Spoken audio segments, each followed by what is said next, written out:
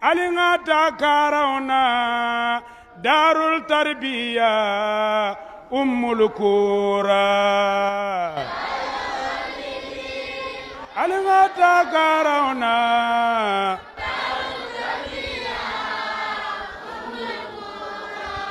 Qur'ano lonnaba kila Muhammadu tero khalifa daro lole ummul Qura. Voici une cité religieuse musulmane qui mérite bien une attention toute particulière au Sénégal. Ummul Qura, c'est moins de 10 ans. Mais aujourd'hui, il y a de l'eau, il y a de l'électricité, il y a bientôt 600 talibés, sinon plus, qui sont venus de la Guinée-Bissau, de la Casamance naturelle, de la Gambie, du reste du Sénégal. Parce que justement, sa dimension spirituelle dépasse les frontières du Sénégal. Et sur ce plan-là, les gens lui font confiance, ils viennent lui confier ses enfants, et puis voilà. Je pense que vraiment, Alassane Dramé, ne serait-ce que Ummul Qura qu'il a fondé, qu'il a créé, vous allez à Ummul Qura, vous trouvez plusieurs nationalités de la sous-région. Les gens viennent lui confier leurs enfants. Ça veut dire beaucoup de choses. Fondé il y a une dizaine d'années par le marabout Cheikh El Hadj Sida Dramé et situé dans la commune de Diaroumé, région de Sédhiou, la cité Ummul Qura est devenue un centre spirituel majeur, accueillant des événements religieux tels que des récitals du Saint-Coran. Assimilable à un lieu de retraite, ils sont nombreux les fidèles musulmans à prendre d'assaut sa grande mosquée pour les prières du vendredi, particulièrement marquée par l'exceptionnelle prestation des enfants. Bismillahirrahmanirrahim. Sadaqallahul azim. Wa ballagha rasulun nabiyil mustafa al-karim. Wa nahnu ala ma qala rabbuna wa maulana min as-sa'idin. Allahumma rahamna bil Qur'anil karim. Wa anfa'na bil ayati wa dhikril hakim. Waj'alhu lana hujjatan yawmiddin. اللهم انفعنا بما سنت فيه من الآيات وذكرنا بما درت فيه من المسؤولات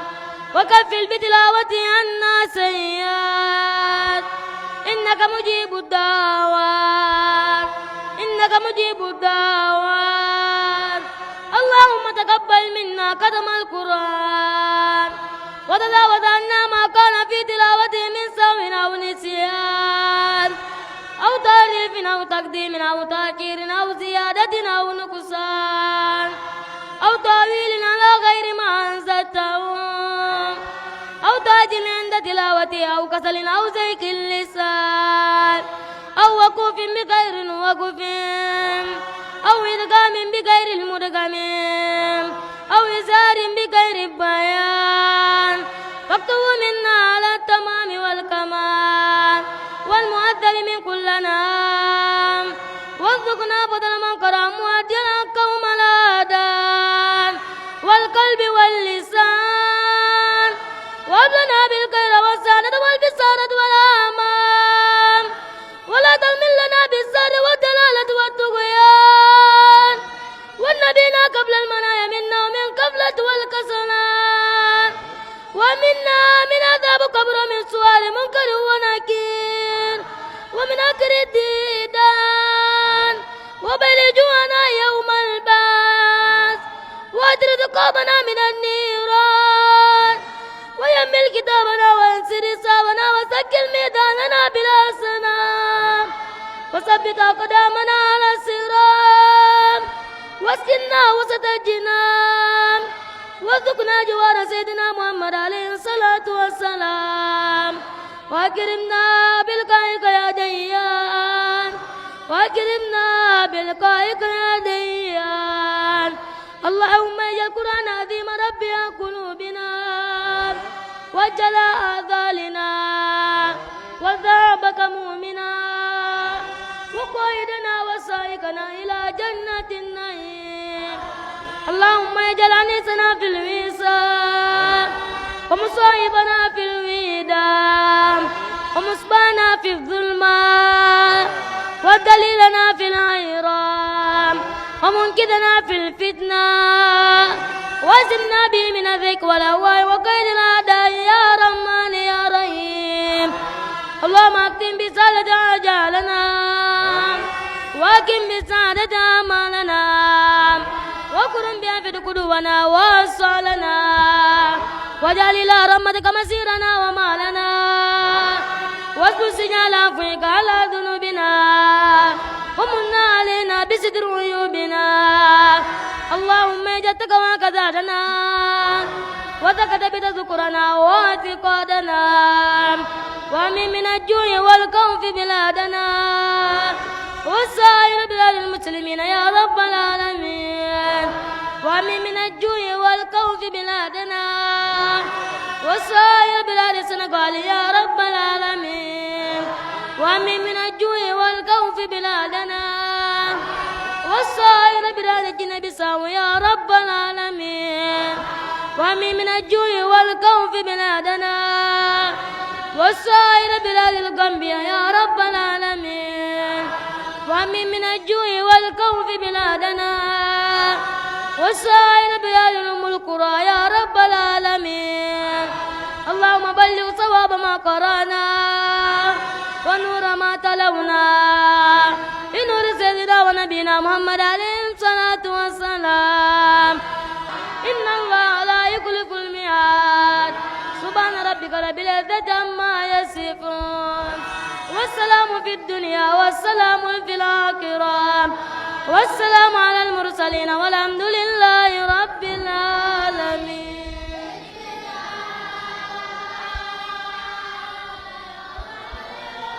صل على محمد وعلى آل محمد وسلم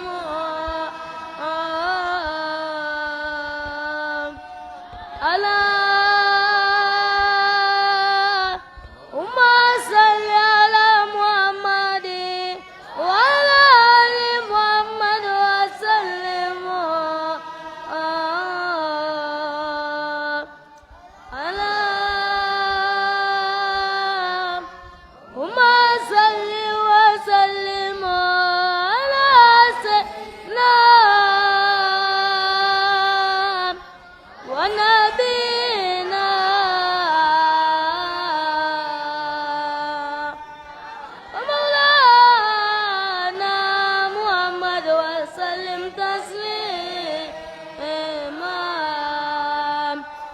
الحمد لله رب العالمين الرحمن الرحيم مالك يوم الدين إياك نعبد وإياك نستعين اهدنا الصراط المستقيم صراط الذين أنعمت عليهم غير المغضوب عليهم ولا الضالين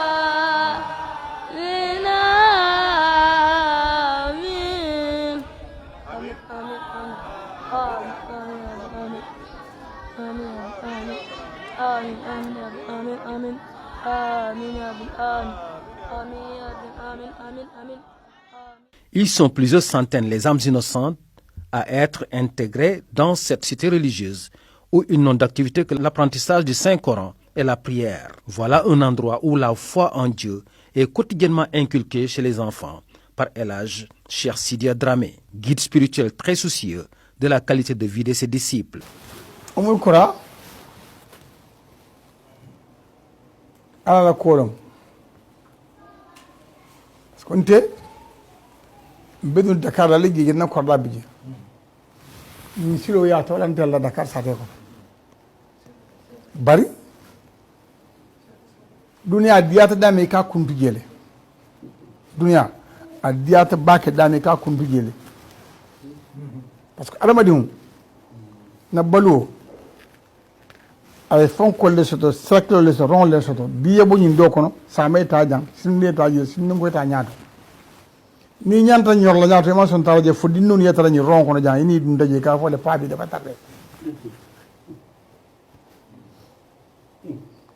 yaje ndebe no France in setana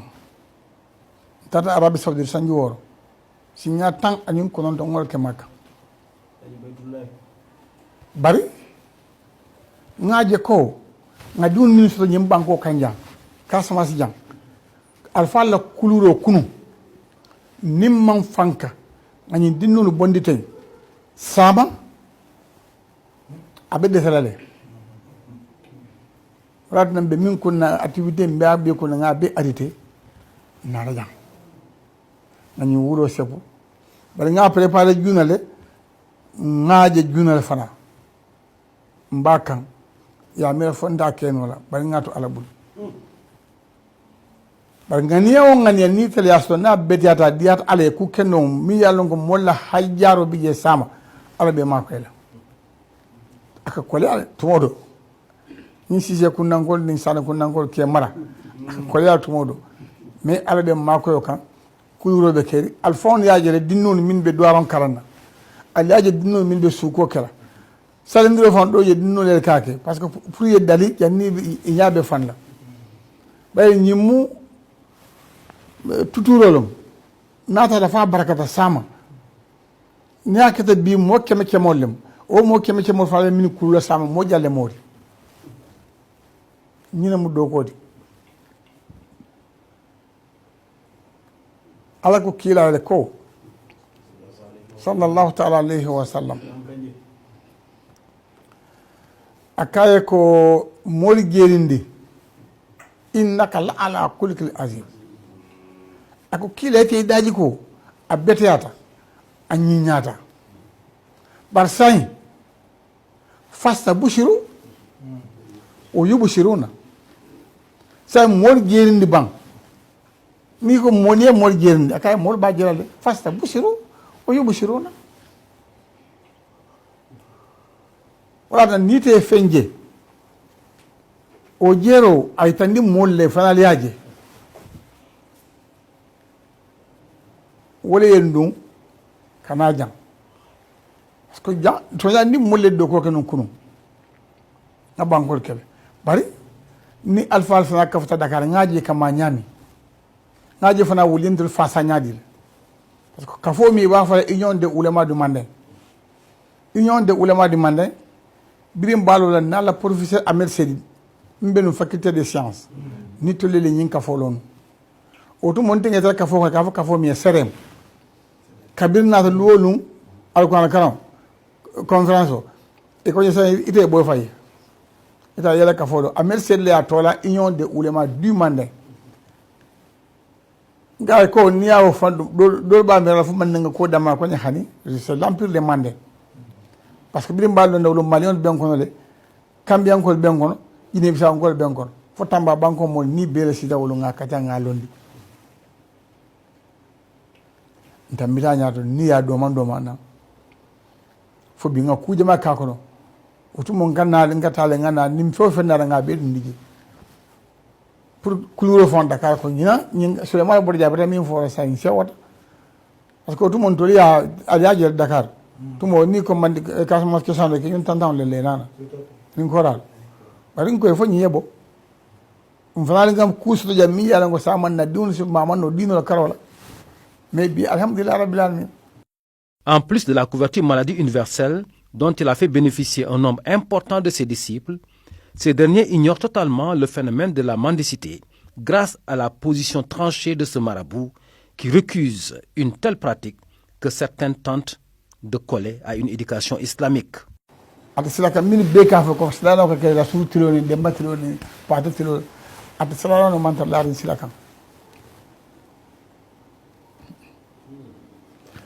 Parce que kunu idin ni yaki karamala pour que muso fon diala ka koleal man da talbe dida talbe futu talbe onde futu la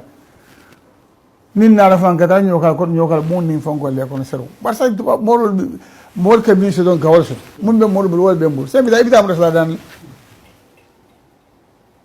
ibita mo sala dan saudi la problème ko tan mindi wala mo dino kunu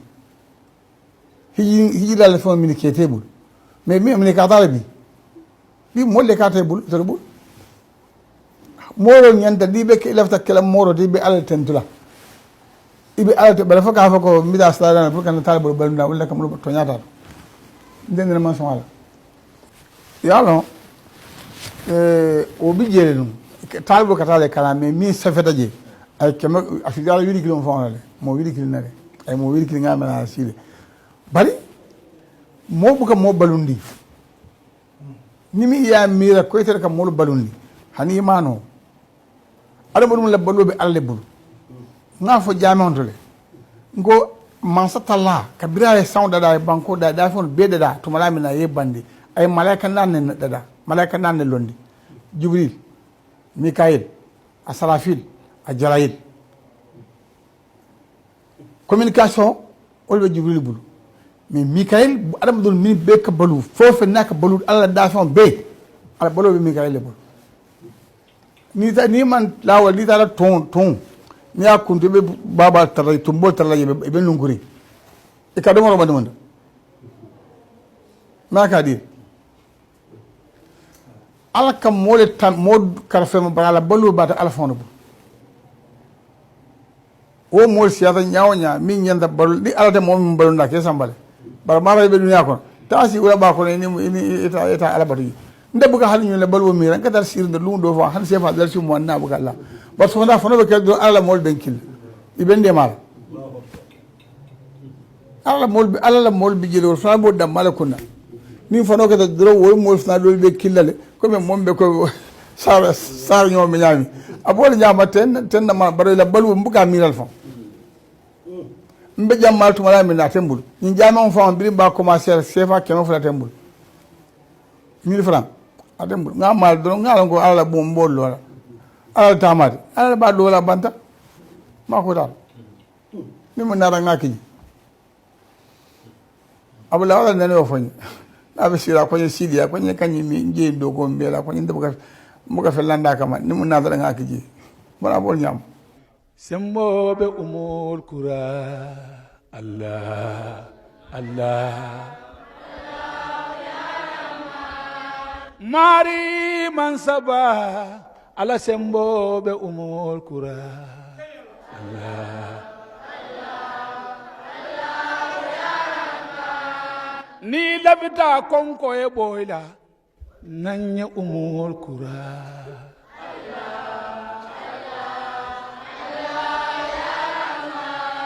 ni labita ye bo jahiliya kono nanya umul kura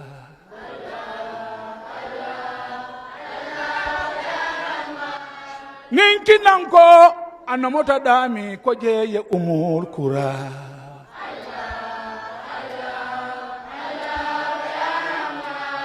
yata dimba diun kadua nole moro be umul kura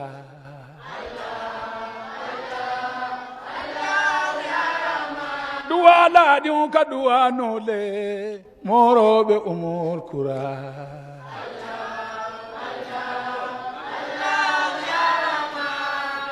bakaw be la lampo fele abe no morin umul kura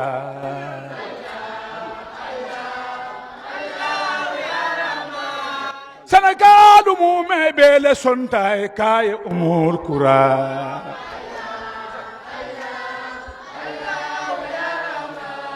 ba kisi madara me faya moro be umul kura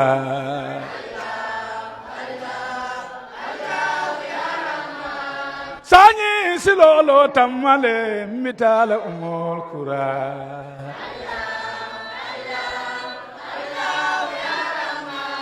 Si jari ngolu be alon moro be umul kura wallahi Télévision Sénégal be alon moro be umul kura le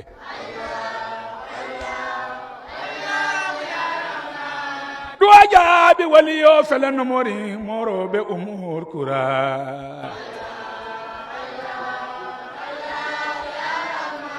Yembe bale sukula mbe bale sukula mbe fankasi bale sukula Duala di woka duanole Duala di woka duanole Mobe kanu eduanole Kila kanunte eduanole Talibolu fa eduanole Bakisma ifa eduanole. Morova ma eduanole. Pakau walio eduanole. Bisasu walio eduanole. Daramon la lampo eduanole. Alhaji Sidia. Be afala ma moro si malal ma jato kendiala. Chaque année, Oumoul Koura accueille des événements majeurs. Des milliers de Corans accompagnés de prières sont effectués pour la paix en Casamance, au Sénégal et dans le monde entier. Assalamu alaikum wa rahmatullahi. Assalamu alaikum wa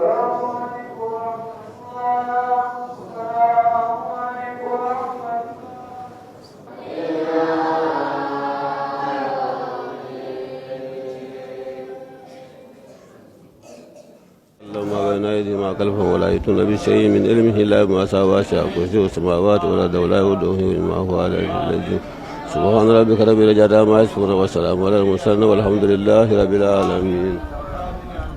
Le Coran pour Alassida Dramé, c'est sa vie. C'est la vie en fait. Pour Alassida Dramé, le prophète Mohammed sallallahu alayhi wa sallam, par qui Allah subhanahu wa ta'ala est passé pour nous inculquer la religion musulmane, pour lui, la vie se limite à ça. Toutes ces écoles qu'il a fondées à travers le Sénégal, il procède à une lecture du Coran à 2 mois ou à 1 mois du mois béni Ramadan. Dans le milieu ou avant la fin du mois de béni Ramadan, il procède à la lecture globale, à la restitution globale, restitution je peux dire, de tout ce qui a été lu en termes de nombre de lectures de Coran parfois, répétitif. Cette année, il en a fait jusqu'à 3000. 3000 fois, ils ont récité le Coran. Bien sûr, ce n'est pas qu'à Oumoul Koura, mais de Dakar, comme je dis,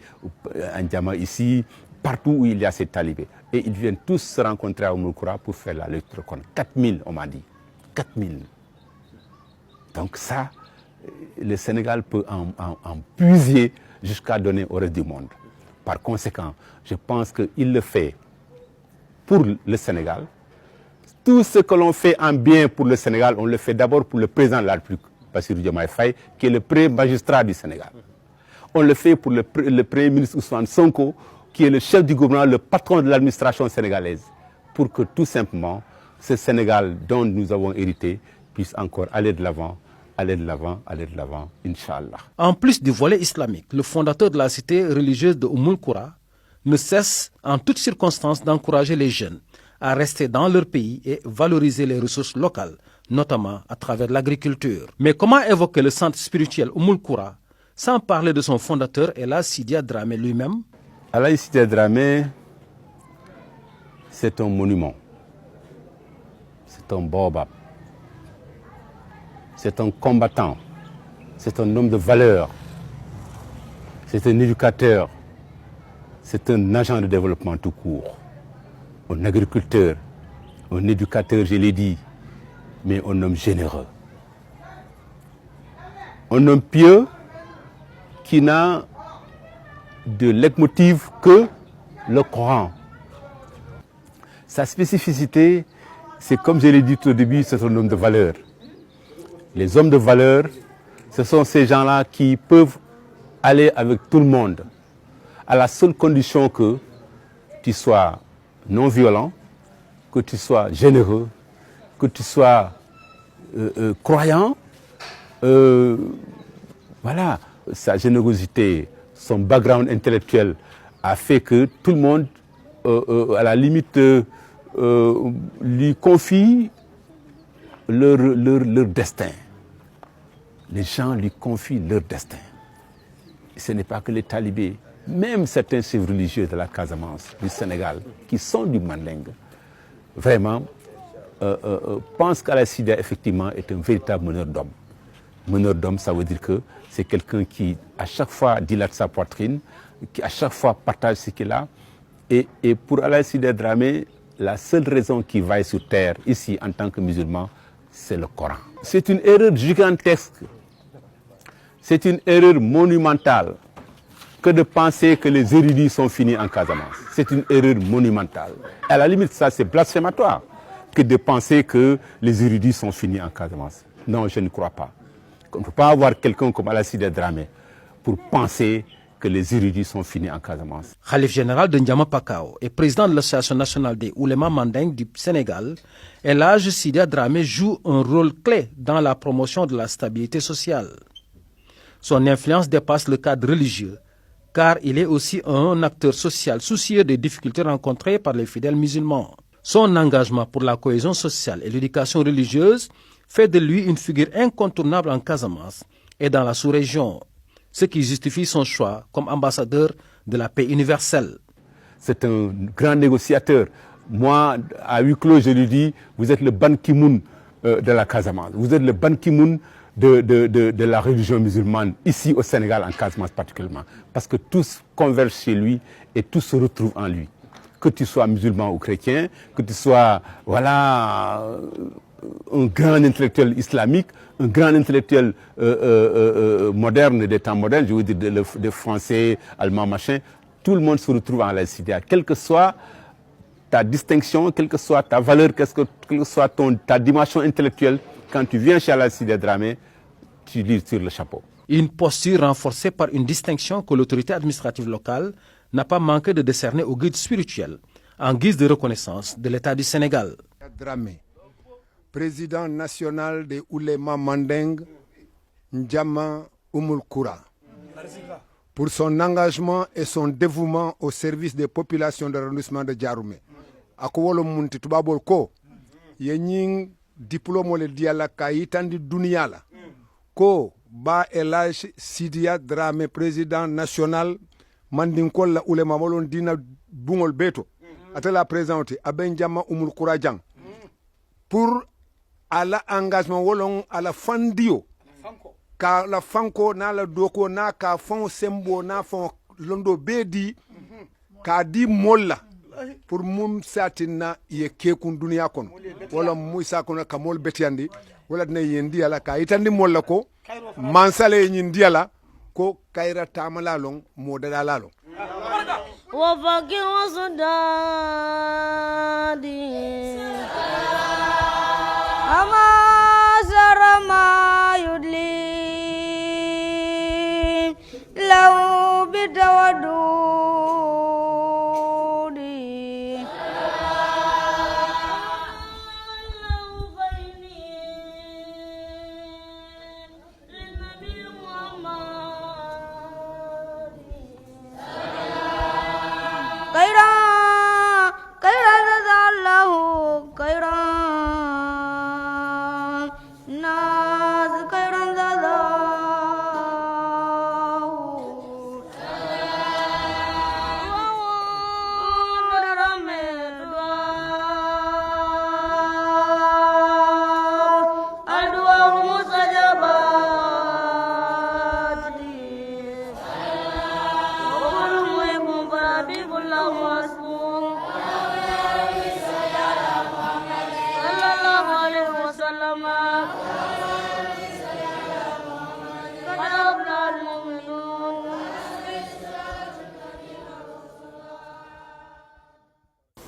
mbi Allah tentira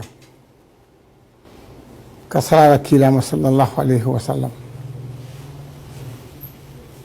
kay tandi ko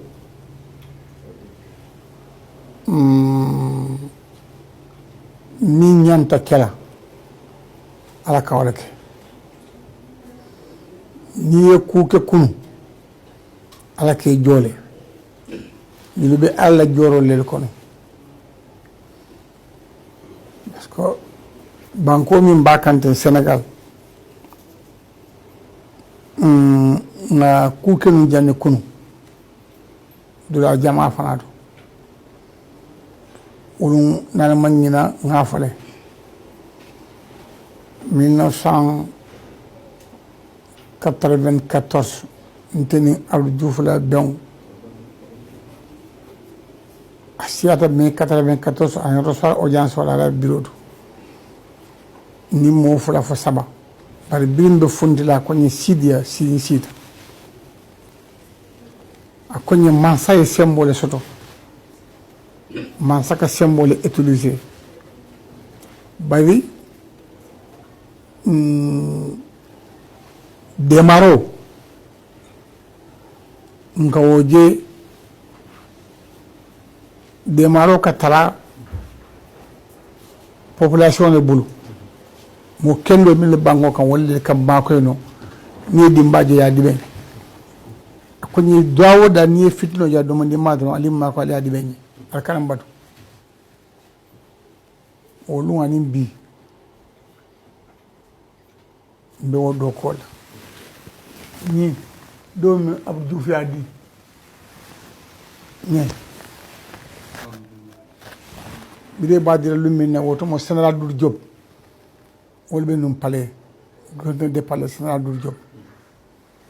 général o yenkila konya ko sidi yankaya akonyi yiminke Sénégal kono biringa enquête o kala ko la mingi amando ya kabo sikelo wayta fokolda jamon fono o yelo en 92 o kono na ku na talon ko ka fo do ko be tele yak akonyi walata na nyanta officier de ordre de mérite akonyi solier de ordre de mérite nyanta wala folo dile la akonyi barsante o dire be officier de dile la parce que nyante de ko wato mun atamital wo atarambe activité ko bari bibe sirele bun kono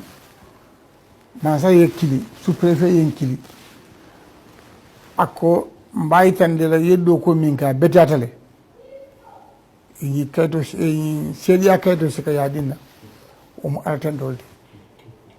adon adiyata nye bak fana adon mbe tendula kam fana mbe jeyla kan na doa fana be. Allié de tous les régimes politiques qui ont eu à diriger le Sénégal, Cheikh Sidia Dramé ne manque pas d'arguments pour justifier cette posture en tant qu'homme de Dieu. Abe o nyamade wolu man sa kel fondamental ni mun kay wala fo ni mun fam Ibrahima Sagna mi lorunde ni mun telte professeur Assane Sakal min doti ndo la ni sawanel yo say wo mol min yalon ko ni be moya kono président kili wo kili ni anata danga min no nakatoto nka wala ke fo mari yaaje ko nyimbe katolo le na solana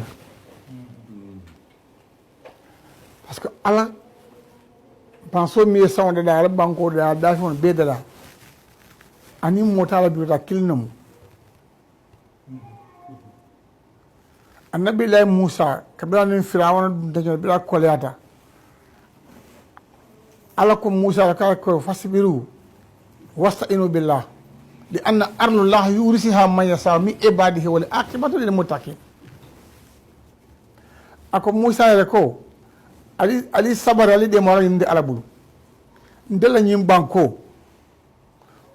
lafta dile min nan ka dile na duniya lafta karfa min man ka karfa wala wal aqibatu lil muttaqin man sakola responsabilité tara mo buldoron mo betolom ala molum mo konto diol e mo tara bi ay molu mara karo fata be molu jola be molu ma ko donon ya longo parce que wol mo aqibatu lil muttaqin ni man tomba na fa banda ministre mo député mo direction bi directeur lo ibe mo memo ala mo lel akabu kala responsabilité karfa mo mi man ala moti mi man dankene ala mo man la ala boku karfa o dankena wol bembo sani ale mo tombo ima wote ay I wote ta me ni ala tombo ya dila ko bi nyibe benyato amakoy ite fo no wo makoy parce que ala buka filika kuki ni ala ya mo tombo ay min dela nyata ko bulano isa fasano fo ala lonwo amalonwo ite yakay.